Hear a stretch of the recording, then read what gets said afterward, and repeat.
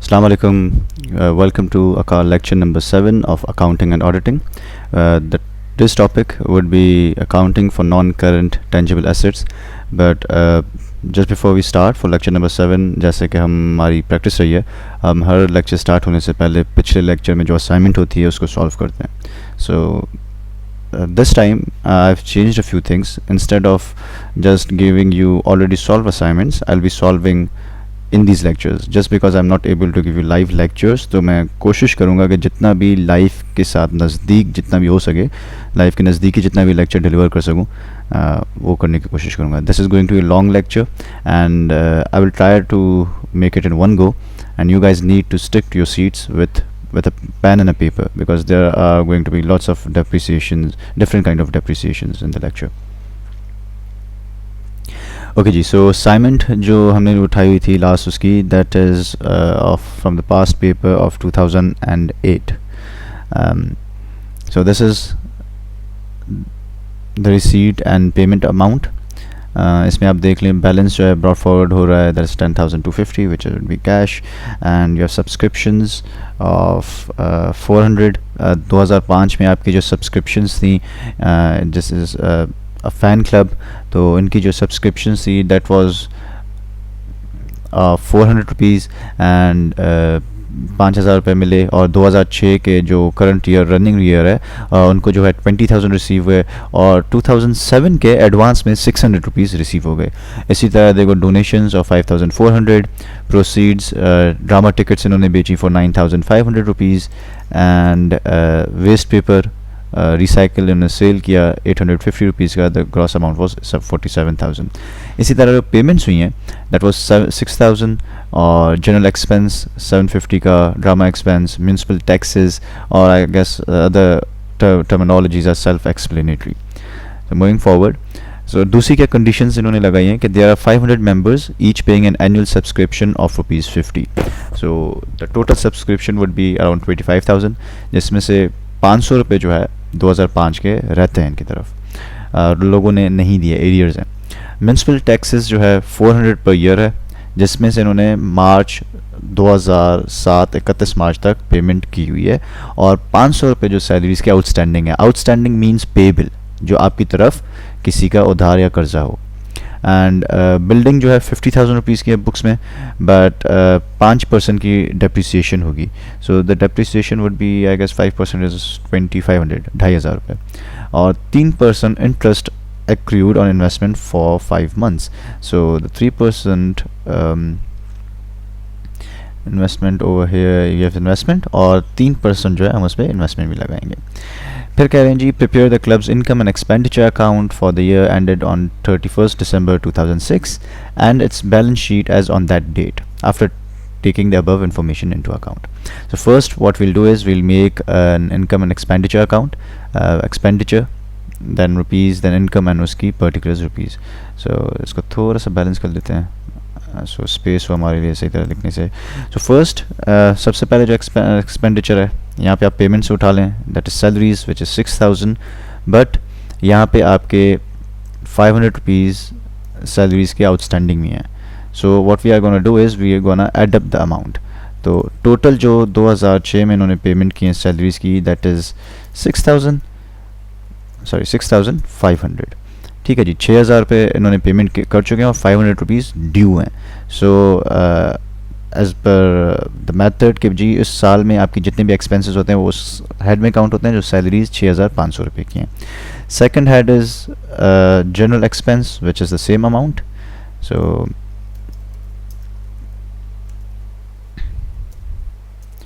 $750, और इसी तरह आपका drama expense, I will just copy it, अच्छा ये पूरा कॉपी हो रहा है, 4,500. And then we have drama के बाद न्यूज़पेपर डेप्रिसिएशन एक्सपेंस नहीं है, हमें डेप्रिसिएशन एक्सपेंस भी डालना है, जो कि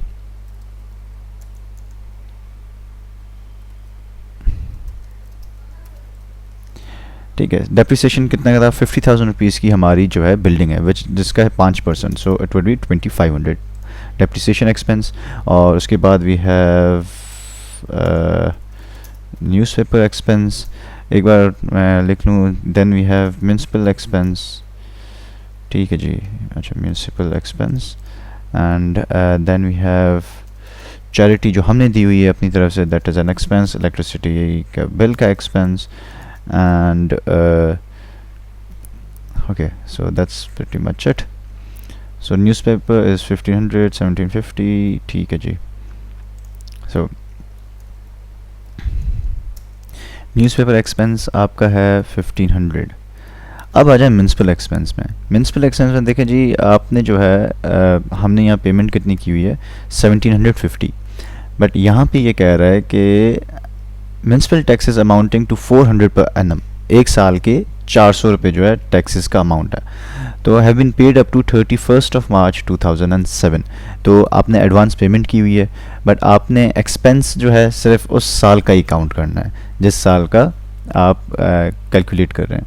सो Jan, February and March are 3 months. तो हम क्या करेंगे, उस 3 माह की उसमें से जो भी होगा we will cut that out. For example ये एक्चुअली होगा ऐसे 1750 minus 400 into 12 by 3. Like in other words, पहले आपने 1750 जो है आपका ओरिजिनल अमाउंट है ये वाला, ठीक है जी, बट ये तो आपने पेमेंट आपने कैश बुक से की हुई है, पर उस साल का एक्सपेंस नहीं है, क्योंकि वो जो है एडवांस उसमें आ जाएगा, एडवांस प्रिंसिपल उसमें आ जाएगा, ठीक है, when we go into the balance sheet. तो 400 रुपीज़ पर एनम है, पर उसमें से आपने तीन माह का पहले ही दिया हुआ है. तो ये अगर it's would be like 3 and 12, 24, 26.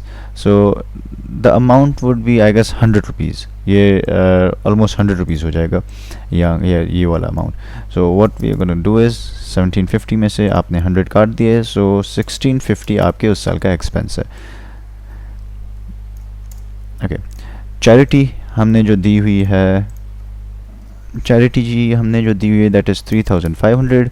इसी तरह इलेक्ट्रिसिटी का हमने 9000 रुपये बिल दिया हुआ है. कमिंग टूवर्ड्स इनकम साइड, अब आ जाएं सब्सक्रिप्शन पर. सब्सक्रिप्शन जो है हमारी कितनी थी, 500 into 50 कितना है, मतलब 25,000. ये देखें जो ड्यू है उस साल में हमने हमारी ये सब्सक्रिप्शन मिलनी है. डोनेशंस हमें मिली हैं 5400 की. इसी तरह ड्रामा टिकट्स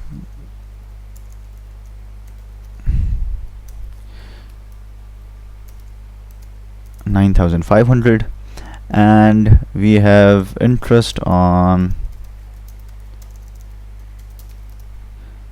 इन्वेस्टमेंट 20,000 था. 20,000 का हमने यहाँ पे 3% निकालना है, ठीक है जी. 20,000 का 3% would be 600. And finally we have waste paper, income from waste paper, sale of waste paper 850. तो अगर हम टोटल करेंगे इनको, so this would be around this would be around 41,350. ठीक है जी. अब ये जो अमाउंट है आपका इस साइड का कम आ रहा है, तो अगर एक्सपेंसेस साइड आपकी कम हो रही है तो इसका मतलब आपने सरप्लस इनकम कमाया है. तो द सरप्लस इनकम यहाँ पे आप ऐड करेंगे, सरप्लस इनकम वुड बी 11,450. तो जी आपका हो गया टोटल 41,350. ठीक है जी. अब हमने बनाना है balance sheet. Starting from the assets, सबसे पहले तो हमारे पास बिल्डिंग है एसेट्स में, which is for 50,000 rupees,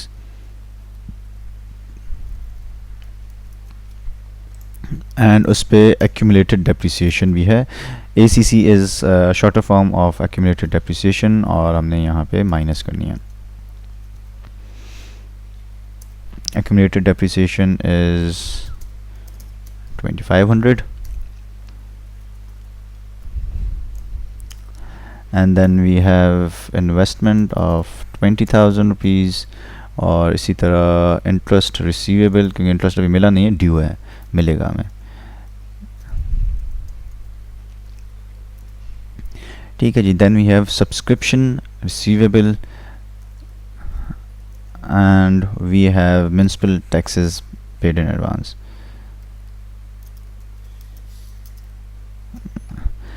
जी 20,000 आपका हो गया इन्वेस्टमेंट रिसीवेबल 600। अब जी आ जाए सब्सक्रिप्शन रिसीवेबल। इस पे मैंने सब वर्किंग की हुई है, वो मैं वर्क नोट बना आपको दिखाता हूँ, देन ये हम फिल कर पाएंगे। वर्क नोट आप पहले ही बना दिया करें तो ज़्यादा बेहतर है। और then we have like subscription receivable would be 5,100। I will show you how. And then we have municipal taxes and advance जो हमने 100 रुपये दिए हुए हैं जो कि अभी तक यूटिलाइज नहीं हुए। कैपिटल फंडिंग, इसकी भी आप वर्किंग कर सकते हैं। Now there are two ways, either आप जो आपके एसेट्स हैं जैसे बिल्डिंग हो गई, ओपनिंग कैश जो उन्होंने दिखाई हुई है वो, एंड सब्सक्रिप्शन रिसीवेबल, वो अगर आप प्लस कर देते हैं तो आपके पास टोटल अमाउंट आ जाएगा। या either what you do is you take out your liabilities and you minus that from the assets, जो आपके पास अमाउंट बचेगा that would be capital fund. तो आप देखते हैं पहले हमारे पास लाइबिलिटीज़ हैं कितनी। सो सरप्लस इनकम आपके पास है 11,450। Then we have subscription receive in advance and we have salaries payable. तो जी just leave it blank. Surplus income है हमारे पास 11,450 है, सब्सक्रिप्शन एंड एडवांस 600 रुपये में मिले हुए हैं 2007 के, and service payable is 500। So if you add up this would be 1100 and 12,450। तो अगर 12,450 आप इस अमाउंट में से माइनस करेंगे तो आपके पास बाकी बचेगा 6,750। तो टोटल अमाउंट इज़ 73300। 73300। ठीक है जी। Now coming towards the working note, हमने कैसे निकाला? पहले तो सब्सक्रिप्शन रिसीवेबल कितनी है, यहाँ है 500 रुपीज़ बीइंग एरियर्स ऑफ 2005। तो पिछले सालों का जितना भी रहा हुआ अमाउंट होता है, जो रह गया होता है, वो हम यहाँ डालेंगे 500 रुपीज़। सब्सक्रिप्शन ड्यू जी कितनी है हमारे ऊपर? सब्सक्रिप्शन ड्यू थी 25,000, ठीक है।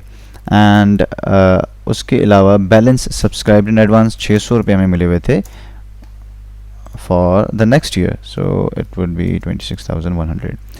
अब सब्सक्रिप्शन रिसीव इन एडवांस हमारे पास नहीं है, जो ब्रॉड फॉरवर्ड अमाउंट है कोई भी सब्सक्रिप्शन ड्यू नहीं, sorry this would be received. Subscription received जो है हमारे पास दैट इज़ 21,000। अब ये अमाउंट कहाँ से आया? ये अमाउंट आ गया यहाँ से, ये रिसीट अमाउंट से। ये देखें, दिस वुड बी 21,000। तो यहाँ पे हमारे पास आ गया सब्सक्रिप्शन रिसीव 21,000, और इसी तरह बाकी हमारे पास बचता है सब्सक्रिप्शन रिसीवेबल जो है वो कितना डिफरेंस है? That would be 5,100। Total would be 26,100। ठीक है जी। So that is pretty much it. Now will be moving on to our actual lecture. What are non current tangible assets? अच्छा, सबसे पहले तो इससे रिलेटेड जो भी रूल्स हैं, अगर आपने डिटेल में पढ़ना है for your theory, you need to consult international accounting standards 16, जिसको IAS 16 भी बोला जाता है। नॉन करंट टेंजिबल एसेट कोई भी ऐसी चीज़ होती है जो कि जिसकी जो यूज़फुल लाइफ हो वो 1 साल से ज़्यादा हो और जिसको हम प्रॉपर्ली टच कर पाएँ, टेंजिबल हो।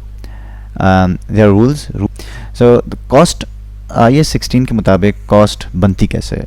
फॉर एग्जांपल आपने कोई मशीनरी परचेज़ की, उसकी कॉस्ट है 1 लाख रुपए, ठीक है, बट बुक में वो नहीं होगी। अगर उसके साथ कोई डायरेक्ट कॉस्ट और इन्वॉल्व है तो वो भी आप डालेंगे। आपने इंपोर्ट करवाई, आपको कैरेज एंड डिलीवरी पड़ गए let's suppose 10,000 rupees, 1,10,000। Import duty उस पर पड़ गई 5,000 रुपये, सो दैट वुड बी 1,15,000। अगर आप जहाँ मशीन लगवा रहे हैं उसके साथ उस पर लेबर का खर्चा हो रहा है या वहाँ इंस्टॉलेशन हो रही है, असेंबली कॉस्ट आ रही है, तो वो भी उसमें एडअप होगा, तब जाके जो है एक टेंजिबल नॉन करंट एसेट की एक कॉस्ट बनती है। अब फॉर एग्जांपल मशीनरी है, ठीक है जी। कहते हैं कि कहा जा रहा है जी लिस्ट प्राइस जो मशीनरी की थी 10 लाख रुपए, और इसी तरह ट्रेड डिस्काउंट उस पर जो सेलर था उसने 50,000 रुपये का डिस्काउंट भी दे दिया। जी मैं आपको 50,000 रुपये का डिस्काउंट देता हूँ। डिलीवरी कॉस्ट 1 लाख रुपए की, और इसी तरह इंस्टॉलेशन कॉस्ट 1,25,000 की, जहाँ पे वो मशीनरी लगनी थी वहाँ पे 2 लाख रुपए की कॉस्ट आई है। आर्किटेक्ट ने अपनी फ़ीस चार्ज की 15,000, आर्किटेक्ट ने अपनी फ़ीस चार्ज की 15,000 और एडमिनिस्ट्रेशन के जो एक्सपेंसेस हैं वो भी 1.5 लाख रुपए। लोकल गवर्नमेंट ने बोला कि ठीक है जी, आप यहाँ मशीनरी लगा सकते हैं, but there is a condition that जब भी आप ये मशीनरी यहाँ से रिमूव करेंगे आपको ये back to the same position आपने वो चीज़ बनानी है। तो उस पर क्लियरेंस कॉस्ट 2.5 लाख रुपए है। तो अब देखते हैं जी टोटल हमारा खर्चा होता कितना है इस पर। सो IAS 16 के रूल्स के मुताबिक सबसे पहले तो परचेज प्राइस, उसमें से माइनस कर दिया आपने डिस्काउंट, सो 9.5 लाख रुपए। डिलीवरी कॉस्ट आ गई उसमें 1 लाख रुपए की। इंस्टॉलेशन कॉस्ट, आप जो चीज़ इंस्टॉल कर रहे हैं, साइट प्रिपेयर करने के 2 लाख रुपए, आर्किटेक्ट की फ़ीस और डी कमीशनिंग कॉस्ट भी आप उसमें डाल दोगे। तो जी टोटल जो आपको कॉस्ट पड़ गई वो बढ़ गई 16,40,000 रुपये। ये कॉस्ट आप लेके जाएंगे 16,40,000 रुपीज़ इन योर बुक्स। ये था मशीनरी का एग्जाम्पल। इसी तरह एक एग्जाम्पल है बिल्डिंग का। एक बिजनेस ने परचेज़ की एक बिल्डिंग मार्च में, उस पर जो है फॉलोइंग कॉस्ट इनकी इनकर हो रही 1,20,000 रुपये की। लीगल कॉस्ट 25 लाख रुपए। इसी तरह मंथली रिपेयर कॉस्ट है 3.4 मिलियन और प्रॉपर्टी टैक्स जो उस पर हमने दिए दैट इज़ 2.8 मिलियन। अब इसमें जो है हम जो मंथली रिपेयर कॉन्ट्रैक्ट है वो हम नहीं डालेंगे because that is not a direct cost at the time of purchasing. वो मंथली रिपेयर है, that is an upkeep, so इसमें हम एडअप नहीं करेंगे। So what we will add is एक तो परचेज प्राइस, प्रॉपर्टी टैक्स और लीगल कॉस्ट उसको अक्वायर करने में। So moving forward, other expenses अब कौन से होते हैं इनमें जी अदर एक्सपेंसेस की जब बात की जाती है तो सब्सिक्वेंट एक्सपेंसेस, अगर आपने इम्प्रूव की है कोई चीज़ या अपडेट की है, रिपेयर हो रही है, तो वो आप कॉस्ट में इंक्लूड करेंगे। पर ऐसी कोई चीज़ जो कि सिर्फ मेंटेनेंस के लिए उस पर खर्चा हो रहा है वो उसकी एक्सपेंस में, कॉस्ट में नहीं डाला जाता। अब IAS 16 ये रिक्वायर करता है कि जो भी एक्सपेंडिचर इस तरह का हो वो कैपिटलाइज किया जाए, उसकी कॉस्ट में एडअप किया जाए जिससे कोई इम्प्रूवमेंट आ रही है। फॉर एग्जांपल आपने मशीनरी एक कंप्यूटर लिया हुआ है और रेगुलर कंप्यूटर टीयर वियर हो रहा है, आप उसको रिपेयर करवा रहे हैं, वो उसमें एडअप नहीं होगा उसके कैपिटल कॉस्ट में। बट अगर कंप्यूटर पुराना हो गया है और आपने नए वर्जन पे आना है एंड इफ़ यू आर आपकी कॉस्ट आ रही है उसको इम्प्रूव करने में, तो वो कॉस्ट उसके जो कैपिटल कॉस्ट है उस आपके मशीनरी इक्विपमेंट का, एसेट का, उसमें आप एडअप करेंगे। इसी तरह कहा जाता है कि जी improvements and assets are capitalised but repairs are expensed. दो तरीके होते हैं जी इनको ट्रीट करने का। एक तो होता है जी आपने कॉस्ट में आपने ऐड कर लिया, दूसरा जो है उसी ईयर में आपने एक्सपेंस करके उसको वेयर ऑफ कर दिया। Then is valuation of assets. Valuation कैसे की जाती है जी? देखें जी, जब भी एसेट एक आप बुक में रिकॉर्ड करते हैं तो उसका फाइनेंशियल स्टेटमेंट जैसे जैसे साल दर साल हम बनाते हैं bye the end of the year, तो उसकी उस वक्त वैल्यू क्या है वो हमने अपडेट करनी पड़ती है, क्योंकि हर साल सेम नहीं रहती एसेट की, कभी डेप्रिशिएट होती है, कभी एप्रिशिएट होती है उसकी वैल्यू। तो most of the times decline ही होती है उनकी। तो जी IAS 16 ये भी रिक्वायर करता है आपसे कि एसेट जो है उनकी एक्चुअल वैल्यू पे रिकॉर्ड की जाए। तो उसके लिए हमारे पास दो मेथड्स हैं, एक होता है कॉस्ट मेथड और एक होता है जी रिवैल्यूएशन मेथड। कॉस्ट मेथड में बेसिकली ये होता है जी, आप एसेट जो है उसकी फ़र्स्ट रिकॉर्ड करते हैं उसकी हिस्टोरिकल कॉस्ट पे, और साल दर साल आप उसकी एनुअली उसकी आप कॉस्ट डिक्रीज़ करते हैं पर रेट ऑफ जो उसका यूजेज का उसका जो रेट होता है, उस रेट को जो हम वैल्यू डिक्रीज़ करते हैं हम उसे डेप्रिसिएशन कहते हैं। अब फॉर एग्जांपल एक इक्विपमेंट है जो आपने 1 लाख रुपए की ली हुई है, सप्लायर ने बोला कि भाई ये इक्विपमेंट जो है 5 साल तक आप यूज़ कर सकते हैं, ठीक है, ये आपकी हो गई एस्टिमेटेड लाइफ। उसमें फिर आप क्या करेंगे, आप पर ईयर आप 1 लाख रुपए को 5 साल से डिवाइड करेंगे विच विल 20,000, मतलब 20,000 रुपये जो है जी पर ईयर आपकी एसेट की वैल्यू ख़त्म हो रही है, और 5 साल एंड होने के बाद आपके एसेट की वैल्यू हो जाएगी 0। अब कभी कभार उसका स्क्रैप वैल्यू भी आ जाता है। ये किसी ने बोला कि ठीक है जी आपने 1 लाख की चीज़ खरीदी हुई है, 5 साल बाद जो है ना इसकी स्क्रैप वैल्यू 20,000 रुपये में ये स्क्रैप में चला जाएगा, बाकी बचे 80,000। तो फिर 80,000 को आप जो है 5 साल से आप उस तरह डिवाइड करेंगे। जिसको हम कहते हैं डेप्रिसिएशन एक्सपेंस पर ईयर, आपको पड़ेगा 20,000 का।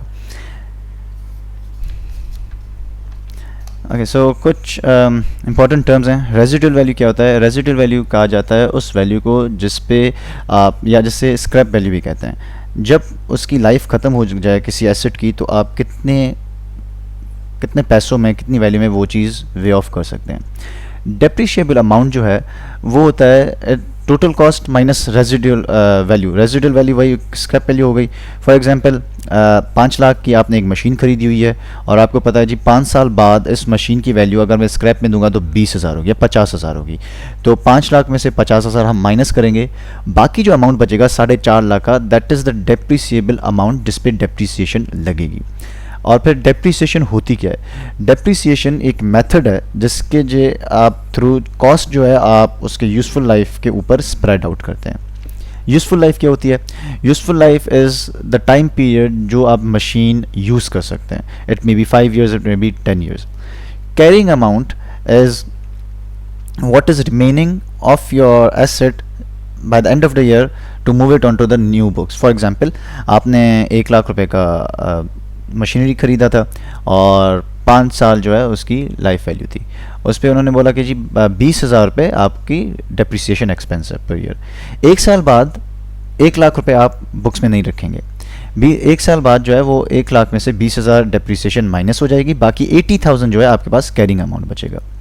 रिमूविंग फर्दर, अब इलस्ट्रेशन है, जैसे देखिए 3 लाख रुपए का हमारे पास एक इक्विपमेंट है और इसकी रेजिडुअल वैल्यू, स्क्रैप वैल्यू 50,000 है और उसकी 4 साल की हमारे पास हो गई expected value. So we have cost which is 3 lakh rupees और रेजिडुअल वैल्यू हमने उसमें से माइनस की, हमारे पास आ गई डेप्रिसिएबल कॉस्ट 2.5 लाख रुपए। यूजफुल लाइफ कितनी है? 4 साल। तो एनुअल डेप्रिसिएशन कितनी होगी? 62,500। अब by the end of the year आप 62,000 रुपीज़ उसमें से माइनस करेंगे अपना, and then what you will be left with is 2,37,500 जो कि आपका कैरिंग अमाउंट होगा।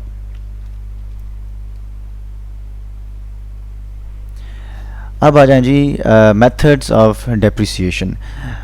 इंटरनेशनल अकाउंटिंग स्टैंडर्ड्स जो 16 है उसमें ये कहा जाता है जो भी डेप्रिसिएशन मेथड आप करें वो क्लोज टू एसेट हो, मतलब जिस तरह का एसेट हो उस तरह की आप डेप्रिसिएशन उस पर लगाएं। तो कॉस्ट मॉडल के तहत हमारे पास 4 जो है मेथड्स हैं। एक है स्ट्रेट लाइन मेथड, और then we have reducing balance method, number of units production या produced method, and then sum of years digits method. हम इसको आगे ज़्यादा डिटेल में पढ़ेंगे। Straight line method is actually जी एक आपके पास फिक्स्ड अमाउंट होता है जो आप डेप्रिसिएट करते हैं, माइनस करते हैं पर ईयर। उसमें जो फार्मूला है which is cost of the asset minus scrap value divided bye useful life या नंबर ऑफ ईयर्स। और फॉर एग्जांपल अगर आपके पास यूज़फुल लाइफ नहीं दिया हुआ और आपके पास फिर जो है cost minus residual value into rate of depreciation which would be percentage. Example है मशीन कॉस्ट 2.5 लाख रुपए की है, एक्सपेक्टेड लाइफ 5 years की है, एंड सैल्वेज वैल्यू या sale value by the end of the 5 years is 50,000। तो जी 2.5 लाख रुपए में से आपने 50,000 माइनस किए एज पर द फॉर्मूला, और 5 साल से आप डिवाइड करोगे, 2 लाख रुपए बचेंगे, आप 5 साल से डिवाइड करोगे, so the remaining amount would be 40,000 per annum which is your depreciation expense. अगर सितंबर में एक आप खरीदते हैं और जी दिसंबर में इसकी अकाउंटिंग होती है, तो कितने हो गए? October, November, December, there are 4 months in between. तो 40,000 रुपये की उसकी वो है आपके पास सैल्वेज वैल्यू है, और 12 माह से आप उसको डिवाइड करेंगे मंथली निकालने के लिए। 3,333 रुपये 3333 रुपीज़ पर मंथली आपकी डेप्रिसिएशन एक्सपेंस है। You will multiply it by the number of months and then the total depreciation for those 4 months would be 13,333। ये हो गया स्ट्रेट लाइन मेथड जिसमें आपके पास ईयर्स हैं और आपके पास सैल्वेज वैल्यू है और आपके पास कॉस्ट है।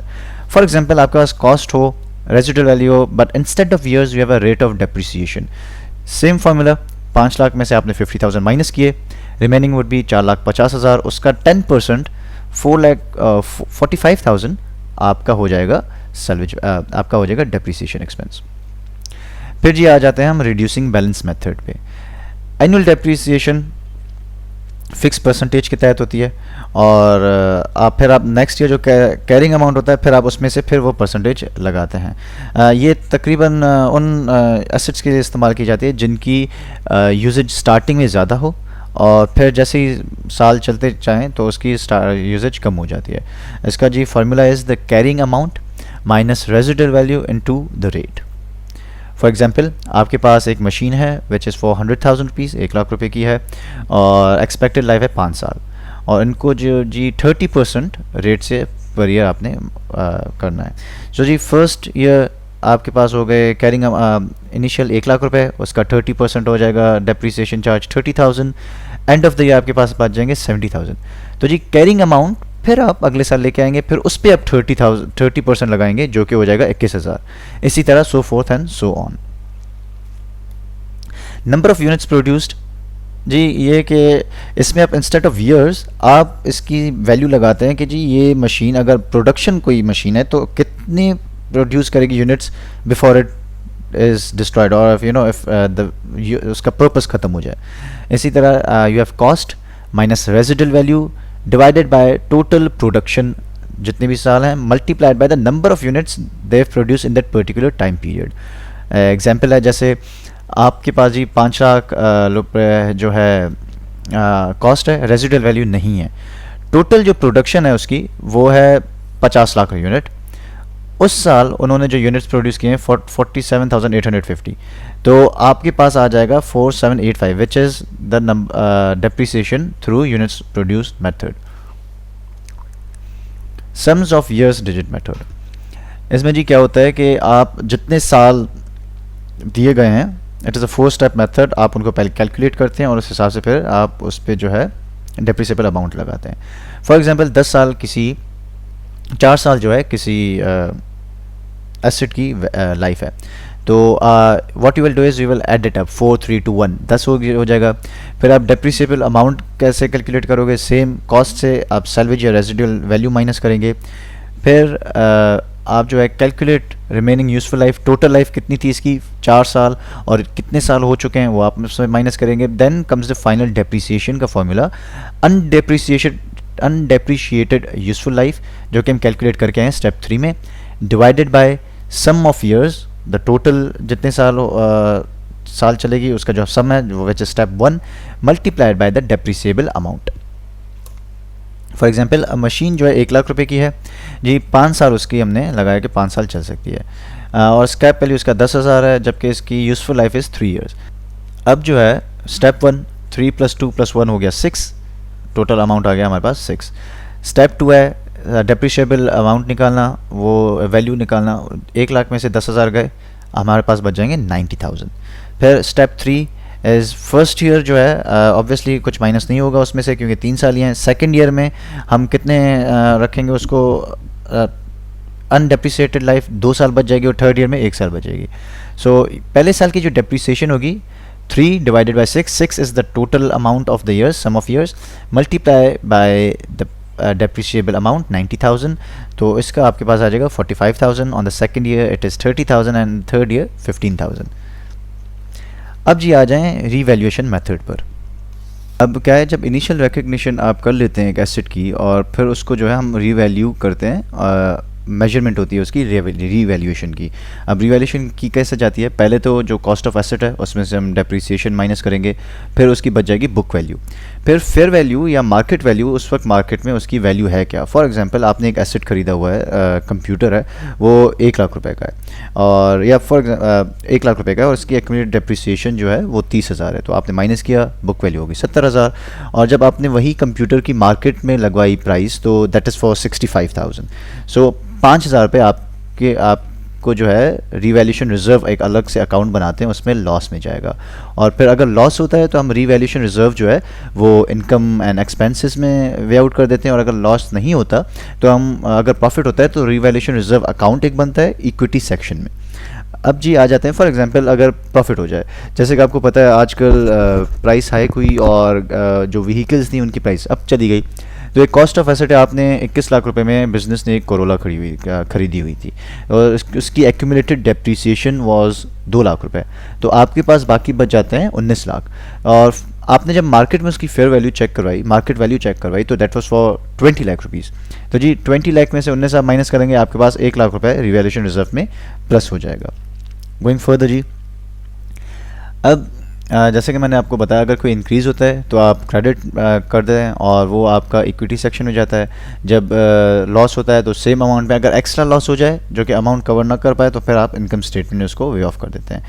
दो तरीके होते हैं जी, या तो रिवैल्यूएशन अकाउंट को वे ऑफ करने के, या तो जब एसेट डिस्पोज ऑफ हो उसी वक्त आप रिवैल्यूएशन अकाउंट प्लस माइनस कर देते हैं, या फिर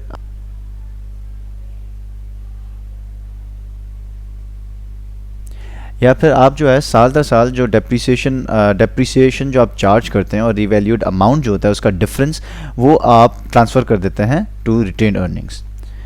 इसका हम एक इलस्ट्रेशन देख लेते हैं। अब देखिए जी, GT company as a building with an initial cost of 1.2 million 1/1/2020 को with a useful life of 12 years.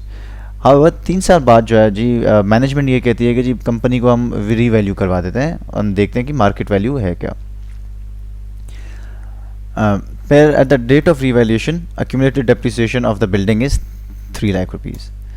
अब जी बिल्डिंग कॉस्ट कितनी थी हमारे पास, 12 लाख, accumulated depreciation 3 लाख हो गई, तो बुक वैल्यू बचेगी 9 लाख रुपए। फेयर वैल्यू बिल्डिंग की कितनी है, फेयर वैल्यू है 10 लाख रुपए। तो 10 लाख को जब आप माइनस करेंगे बुक वैल्यू में से, तो रिवैल्यूएशन रिजर्व आपके पास 1 लाख रुपए अकाउंट में प्लस आ जाएगा। अब इसको हम रिटेन अर्निंग्स में कैसे करेंगे, ओल्ड माइनस न्यू। अब डेप्रिसिएशन कॉस्ट जो ओल्ड की थी 12 लाख डिवाइडेड बाय 12, ये डेप्रिसिएशन कैसे थी पर ये हम कैसे निकालेंगे, 12 लाख 12 साल के, तो 1 लाख रुपए 1 साल का। अब depreciation as per new amount देखें जी, 9 हमने क्यों डाला हुआ है, क्योंकि 3 साल गुजर चुके हैं, बाकी 9 साल हैं। तो 10 लाख को अगर आप 9 से माइनस करोगे तो 9 से डिवाइड करोगे 9 ईयर से, तो आपके पास आ जाएगा 11111। तो रिवैल्यूएशन रिजर्व आपके पास बाकी बचेगा 11111, ठीक है, 5 times 1 विच इज़ 11,111। फिर जी इसकी हम फिर इसकी जनरल एंट्रीज होंगी।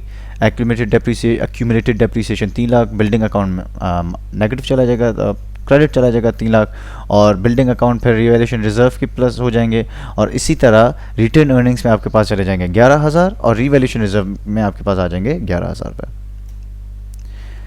अब जी डिस्पोजल ऑफ फिक्स्ड एसेट, वो तो था हम नॉन टेंजिबल एसेट्स की बात कर रहे थे, ठीक है। अब अगर आपने डिस्पोजल करना है एक फिक्स्ड एसेट का, तो उसमें आप कौन से स्टेप्स उसमें आप लेके आते हैं। सबसे पहले तो आप एक डिस्पोजल अकाउंट खोलते हैं, ठीक है जी, जिसमें cost of asset sold debit आ जाता है और जो एसेट है वो आप उसको क्रेडिट कर देते हैं। फिर एक्यूमुलेटेड डेप्रिसिएशन जो भी आपके पास जमा है, अगर आपने पहले वे ऑफ नहीं की, तो वो आप एक्यूमुलेटेड डेप्रिसिएशन डेबिट करेंगे और डिस्पोजल अकाउंट को आप क्रेडिट करते हैं।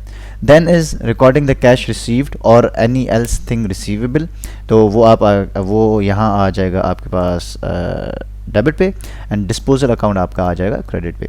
इसी तरह अब for example if disposal account is on the debit side,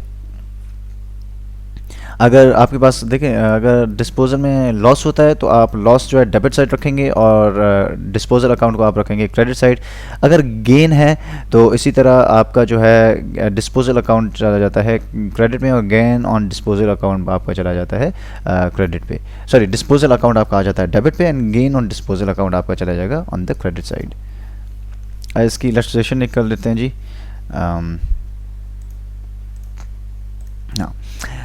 ABC Limited disposed of a machine on its third year, purchased for rupees 2,000 and sold for rupees 1,500, useful life of 5 years। जी 2,000 रुपये की इन्होंने machine खरीदी हुई थी, ठीक है। जो पहले जो है ये मशीन अकाउंट का बना हुआ है, सॉरी मैंने हेडिंग्स नहीं दे पाया जल्दबाजी में। मशीन अकाउंट का आपके पास एक टी शेप का बना हुआ है, उसमें 2,000 रुपये उसकी वैल्यू है। इसी तरह फिर एक्यूमुलेटेड डेप्रिसिएशन जो है, और ये that is 400 which is like before the initially year started। तो डिस्पोजल अकाउंट आपका खुलेगा 2,000 रुपये, मशीनरी अकाउंट आपका आएगा 2,000 रुपये। अब हालांकि हमने 15 ये आ जाएगा आपका 400 पर ईयर, तो एक्यूमुलेटेड डेप्रिसिएशन आपके पास पहले इधर है, आप 400 + 400 प्लस करेंगे तो ये आ जाएगा 800। इसी तरह कैश जो है 1500 रुपये आपके पास रिसीव हुए हैं, डिस्पोजल अकाउंट भी 1500 रुपये। अब डिफरेंस देखते हैं, डिफरेंस देख लें जी। 2000 रुपये आपने डिस्पोजल अकाउंट में डेबिट साइड रखे हैं, या ये रहे, and then we have credited disposal account और बाय 800, तो बाकी डेबिट साइड कितने बच गए हमारे पास 1200 रुपये, और फिर 1500 रुपये क्रेडिट साइड है, तो हमारे पास 300 रुपये हो गए on the credit side. So if the disposal account is in credit by the and, वो आपका गेन आ जाएगा। फिर वे ऑफ करने के लिए हम एंट्रीज करेंगे, डिस्पोजल को हम डेबिट साइड लेके जाएंगे और गेन को 300 रुपीज़ को हम क्रेडिट साइड। ये जी उनकी टी शेप हैं। ये आपके पास पहला आ जाता है, सॉरी लेजर अकाउंट्स हैं, ये पहले आपके आ जाता है डिस्पोजल अकाउंट का। हमने मशीन अकाउंट पहले इसमें ऐड किया the first entry, and then accumulated depreciation हमने ऐड की। इसी तरह कैश जो हमें मिला था वो ऐड अप हुआ, ये 2300 डिफरेंस आ गया 300 का, ये आपका gain on disposal. Then we have machine account, ये जी आपका मशीन अकाउंट है पूरा, दिस वन बैलेंस आपने स्टार्ट किया by the start of the year 2000 और डिस्पोज कर दिया 2000 rupees. Then we have accumulated depreciation 800 रुपये थी, और 800 रुपये हमने डिस्पोजल अकाउंट में डाल दी। Then we had disposal account gain, gain जी आपने यहाँ गेन हुआ 300 का, आपने उसको मूव आउट कर दिया प्रॉफिट एंड लॉस को, ये आ गई क्लोजिंग एंट्रीज क्लोज हो गए। अब जी आ जाते हैं एग्जाम्पल पे। Since we were going through all this, अच्छा जी यहाँ पे आपका ये अच्छा जी यहाँ पे हम अब मूव करेंगे टुवर्ड्स इलस्ट्रेशंस। पहले जी इलस्ट्रेशन है प्रॉपर्टी प्लांट एंड इक्विपमेंट की। एबीसी कंपनी ने नया प्लांट खरीदा है, the following details are in it. Cost incur हुई हैं, cost of plant, initial delivery, site preparation, consultant fee, interest paid on deferred purchases, dismantling cost and operating losses before production. तो जी अब इसमें से हम कौन कौन सी चीज़ें वहाँ लेके जाएंगे।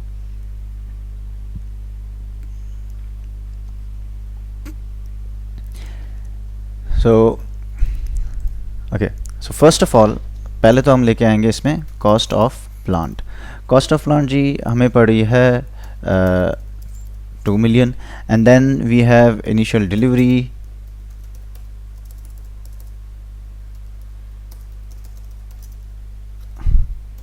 सॉरी हाँ ओके जी, फिर अच्छा जी cost of plant, then we have initial delivery which is, अच्छा फिर we have initial delivery which is 50,000, and then cost of site preparation,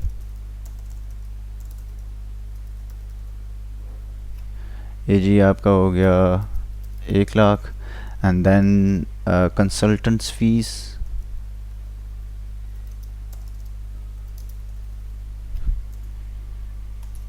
which is 1,30,000, and finally dismantling cost,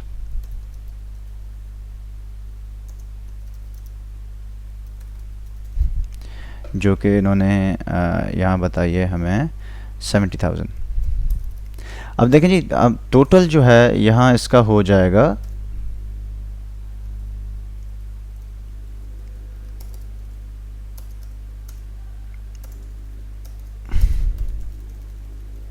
total हमें ये पड़ गई 2350,000, ठीक है जी, 23,50,000 में। दो चीज़ें हमने नहीं डाली, दो चीज़ें हमने कौन सी नहीं डाली, एक हमने डाला है ये इंटरेस्ट पेड और डिफर्ड परचेजेस, वो क्योंकि डायरेक्टली इससे रिलेटेड नहीं है, और ना ही जो है operating losses before production, that is a part of business, that is not a direct cost on the plant, ठीक है। फिर जी आ जाता है एन आइटम, एग्जाम्पल 2 हम फिर करेंगे विच इज़ ऑन इक्विपमेंट। अब कह रहा है जी an item of equipment costing 12,60,000 rupees with a useful life of 6 years, और years लिखा हुआ है, it's 6 years and expected value of 2,40,000। So जी ये आपके पास आ गई रेजिडल वैल्यू, या जैसे हम सैलवेज कहते हैं, और ये आपके एक्सपेक्टेड लाइफ आ गई, and then we have the total value. तो यूजिंग द फार्मूला, मैंने फार्मूलाज भी यहाँ दे दिए हैं। तो जी cost minus salvage value divided by years, तो कॉस्ट है 12,60,000, माइनस करेंगे हम 2,40,000, तो हमारे पास बच जाएंगे 10,20,000 रुपये divided by the number of years is 6, so it would be 170 accumulated depreciation first year में भी 170 होगा. कैरिंग वैल्यू अब 12,60,000 में से जब 170 माइनस करेंगे तो we will be left with 109,000,000. ठीक है जी. तो इसी तरह हर साल आपका depreciation charges तो सेम ही रहेंगे. they would be throughout 170. So it's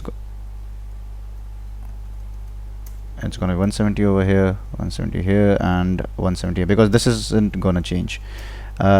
Accumulated depreciation आपकी हर साल प्लस होती जाएगी. 170 के बाद 340 आप प्लस करते जाएंगे. फिर जी थर्ड ईयर के लिए आपकी ये हो जाएगी 510, और इसी तरह सिक्स ईयर के लिए आपकी हो जाएगी, फोर्थ ईयर के लिए आपकी हो जाएगी 680. एंड कैरिंग वैल्यू हमारे पास जो थी बुक वैल्यू, जो कैरिंग वैल्यू है वो फिर बाकी बचेगी 9,20,000 रुपये for the second year. And क्योंकि आप एक्यूमुलेटेड डेप्रिसिएशन जो है, कॉस्ट माइनस एक्यूमुलेटेड डेप्रिसिएशन जो है आप इसमें से माइनस करते आ रहे हैं. ठीक है जी. 920 and then we have 750 and then we have 5,80,000. So अगर आप 6,80,000 को इसमें से 12,60,000 में से माइनस करेंगे तो आपके पास 5,80,000 आ जाएगा. This is the end of this fourth year. Then जी हम आ जाते हैं अब एग्जाम्पल नंबर 3 पे. कह रहा है जी financial year of a company is 1st Jan to 31st January. A non current asset for purchased on 1st May on 1st May 2006 for 60,000. Depreciation rate है इसका 20%. अब आ जाते हैं जी, ये है स्ट्रेट लाइन मेथड, वो हम पुराना था. ये है आपका depreciation charge per month wise. ठीक है. तो अब कॉस्ट इनटू परसेंटेज 60,000 इंटू 20%. अच्छा, इसमें एक कैच है क्योंकि मई से हम काउंट करेंगे, सो मई से दिसंबर तक होंगे 8 माह. So I am just gonna do for this one for your easiness. ये आ जाएगा इंटू 20% डिवाइडेड बाय 8 इंटू 12, क्योंकि हमने 12 माह का एवरेज निकालना है. ठीक है जी. ये आपका तकरीबन हो जाएगा 8,000. तो फर्स्ट ईयर इट्स 8,000 एंड 52,000 आपके पास बचेंगे. 60 में से आपने माइनस कर दिए, तो we are gonna take 52,000 to the next year and apply the same. 52,000 का 20% कितना होगा? ये हो जाएगा 10,400 एंड एक्यूमुलेटेड डिप्रिसिएशन आपका हो जाएगा 18,400 और book value for next year would be 41,600. And same way we will be moving over here at 4160 and 41,600 के आपके 20% हो जाएंगे 8,320 एंड accumulated depreciation आपका हो जाएगा 2,6720. अच्छा sorry, one of the reasons I prefer पहले से जो रिटर्न स्लाइड्स होती हैं मैं जो बना लेता हूँ, बिकॉज इसमें थोड़ा सा ऊपर नीचे हो जाती है जल्दबाजी में. Okay. So 33280 is the remaining amount and last year आप 33280 इसका जो 33280 का जो 20% होगा 6656 and accumulated depreciation 33776 and finally आपके पास बचता है 26624. ठीक है जी. तो अब हम आ जाते हैं आगे.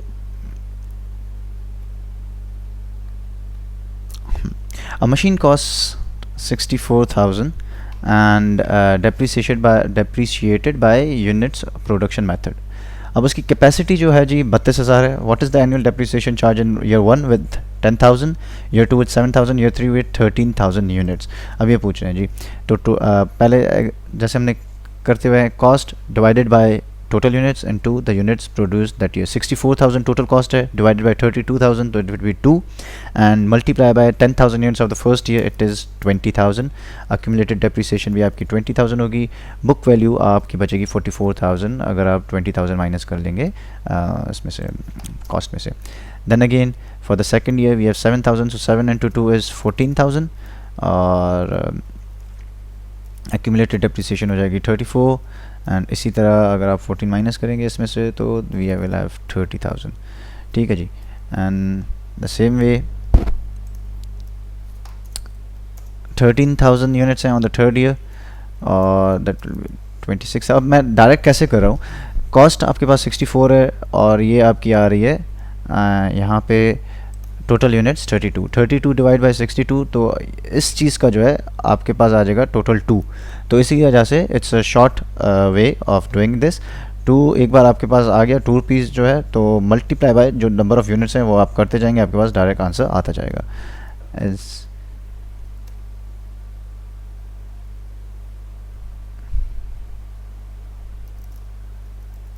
6,000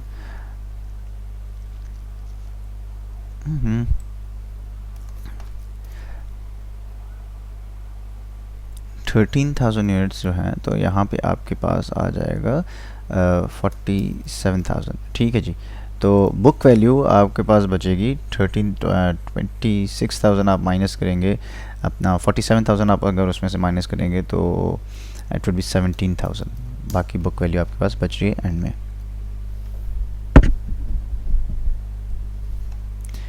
मूविंग फर्दर, अब आ जाते हैं हम एग्जाम्पल नंबर 5 पे। कह रहे जी MS ABC trust has purchased N item of the machinery costing, list price जो है 1 लाख रुपए है, trade discount 5,000, delivery 10,000, installation 25,000, site preparation cost 20,000 and architects fee 100, administration expenses 10,000 and machinery has an expected life of 5 years with 0 scrap value. अब required क्या है इसमें, machinery account बनाना है, accumulated depreciation account and adjustment to profit and loss. So we are gonna need like 1 2 3 4 at least ledger balances. पहले जी आ जाते हैं हम machinery account पे।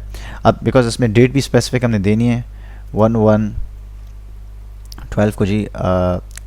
मशीनरी अकाउंट में कैश आता है 95,000 एंड कौन कौन सी चीज़ें हमने ऐड करनी है पहले तो हम ये देख लें। कैश है, डिलीवरी कॉस्ट है एज़ पर IAS 16 जो हम पहले करके आए हैं, delivery cost and installation charges, मैं शॉर्ट लिखूँगा थोड़ा सा, and we have site preparation and, आप प्लीज़ शॉर्ट फॉर्म ना लिखिएगा पेपर में, site preparation and then we have architects fees.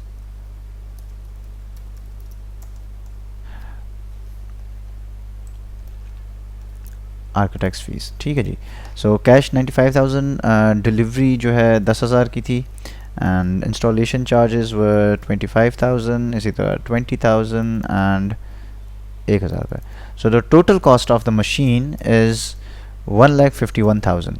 ठीक है जी, ये समझें आपकी टोटल कॉस्ट आ गई मशीन की 1,51,000। फिर जी उसके बाद फर्स्ट को और कुछ नहीं है, फिर 31st को बैलेंस कैरी आउट होगा over here which will be 31 12 12। अच्छा, इसको थोड़ा सा मच बेटर। तो जी यहाँ आपका आ जाएगा balance carry forward which is 1,51,000।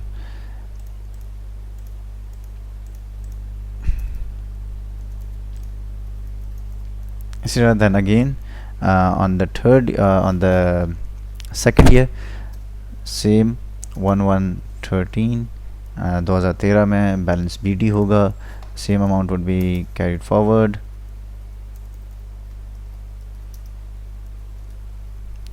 brought forward and that would be 1,51,000।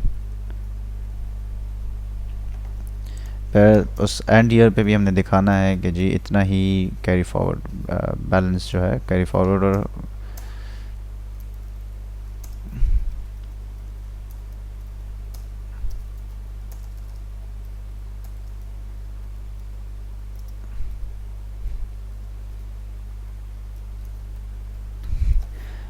then again on we'll have one more year to add over here 1/1/14 and balance brought forward same amount क्योंकि हमने depreciation वगैरह नहीं लगाई पहले 3 सालों में। एंड अब आ जाता है इसका डिस्पोज ऑफ का 1/4 carry forward.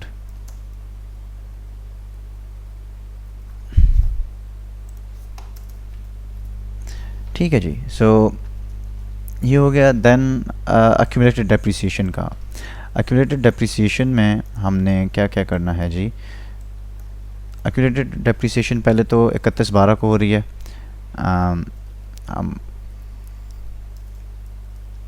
Balance carry forward 30,200 रुपये. अब 30,200 हम कैसे लेके आ रहे हैं वो मैं ज़रा आपको बता दूं. अगर आप देखें जी तो हमारे पास टोटल इसकी जो आ रही है, द कॉस्ट इज़ 1,51,000. ठीक है. स्क्रैप वैल्यू ज़रा सी भी नहीं है. And then we have 5 years. तो एक साल की 10 अगर तकरीबन इसकी हो जाएगी 1 lakh, sorry it will be 15,100, 10%. और सिंस इट्स 5 इयर्स तो it would be 30,200 per year. तो ये एक्यूमुलेट हो रही है आपकी यहाँ पे डेप्रिसिएशन. ठीक है. और उसी के साथ साथ आप डेप्रिसिएशन एक्सपेंस भी एडअप करते चलेंगे for each year. Depreciation expense 2012 का जो डेप्रिसिएशन एक्सपेंस है वो हम इसमें ऐड करेंगे. फिर सेम अमाउंट. इसी तरह जी देन अगेन 31/12/2013 का. देखिए जी जनरल एंट्रीज़ को हम सिर्फ यहाँ पे फॉरगो कर रहे हैं. And we are just going direct into ledger to save amount. In case if you have ample time and you think that आपसे ये डायरेक्ट नहीं हो पाएगा तो it's better कि आप journal entries करके फिर करें, so it would be easier for you और आपको समझ में आ जाएगा. You'll be saving your time as well.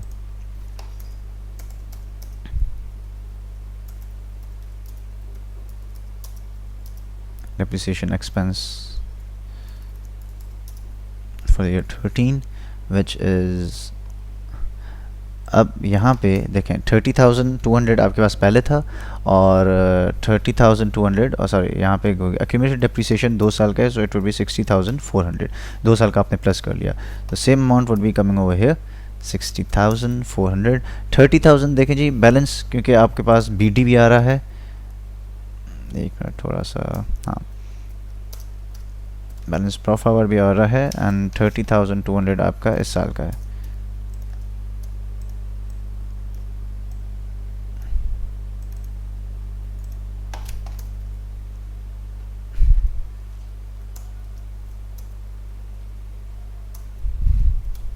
ठीक है जी. तो ये हो जाएगा accumulated 60,400. और इसी तरह on the last year when it's being disposed of we have 31/12 for the year 14. Balance carried forward.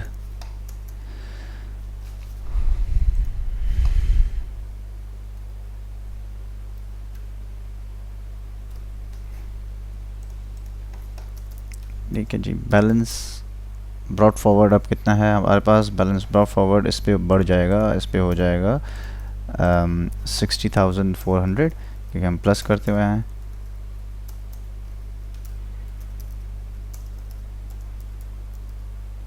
plus 30,200 for this year, so it would be 90,600 to in total.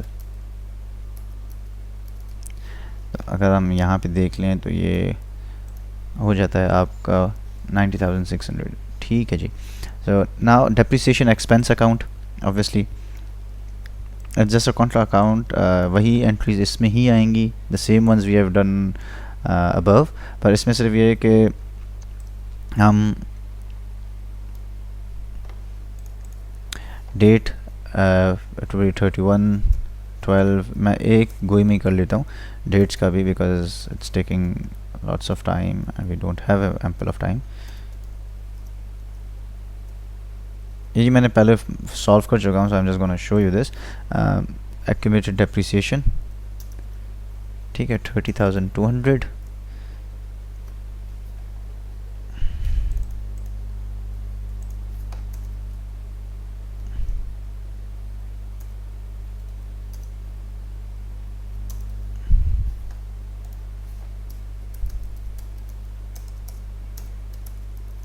Okay, and again date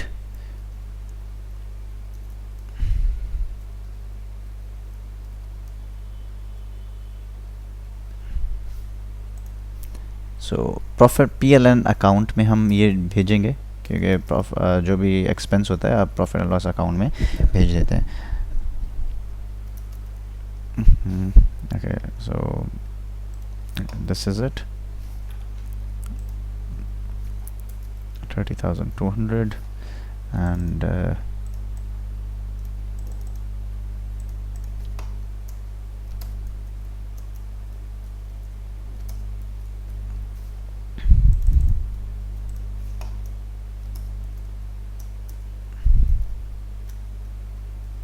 वही. सो यहाँ पे हमारा हो गया ये पूरा. अगर आप इसमें एक्सर्ट भी एक आएगा, एक्सट्रैक्ट आएगी from the balance sheet. So we are gonna do that as well. Machinery and less accumulated depreciation,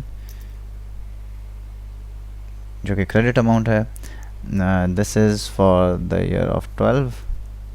this इज़ 31 12 12 and we have 31 12 13 and then we have 31 12 14.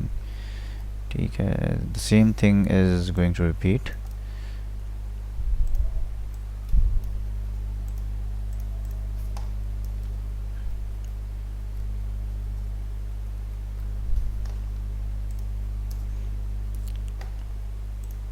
थोड़ी सी सेटिंग करनी पड़ेगी. I am sorry guys, this might be confusing for you. So, okay, 1,51,000 and we are cutting off 30,200. तो आपके पास बचेंगे 1,20,800.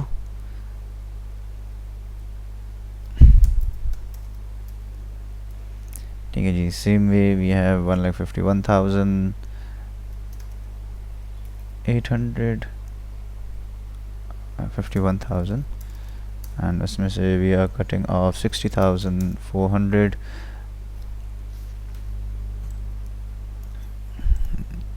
and see 1,51,000 and we are cutting off 90,600.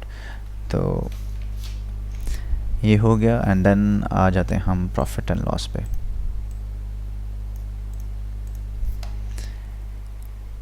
This is for the first year. I will just 31st पहले उस पर कर लेंगे.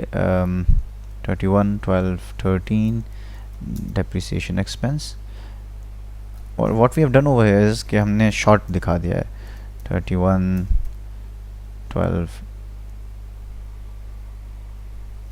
13. the first one is for 12. depreciation expense 31 12 14. same amount यहाँ भी आएगा. it would be 30,000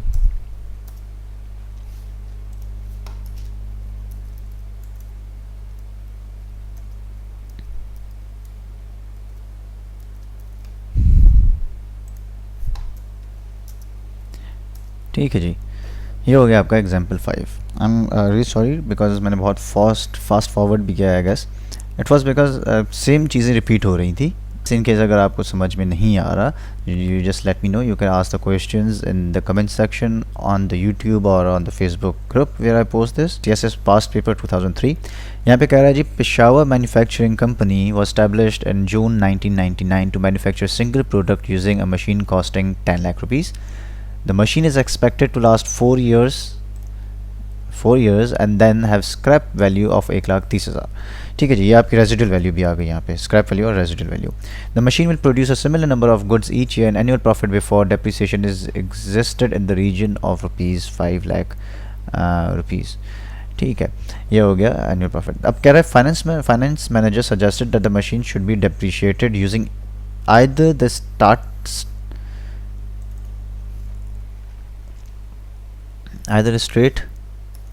स्टार्टिंग हो गया straight line method or reducing balance method. If the later is used, it is estimated that a depreciation rate of 40% would be appropriate. ठीक है. अब इन्होंने क्या किया, यहाँ पे रेट दे दिया है आपको. इन्होंने नंबर ऑफ ईयर्स जो है आप यूज़ नहीं कर रहे यहाँ पे.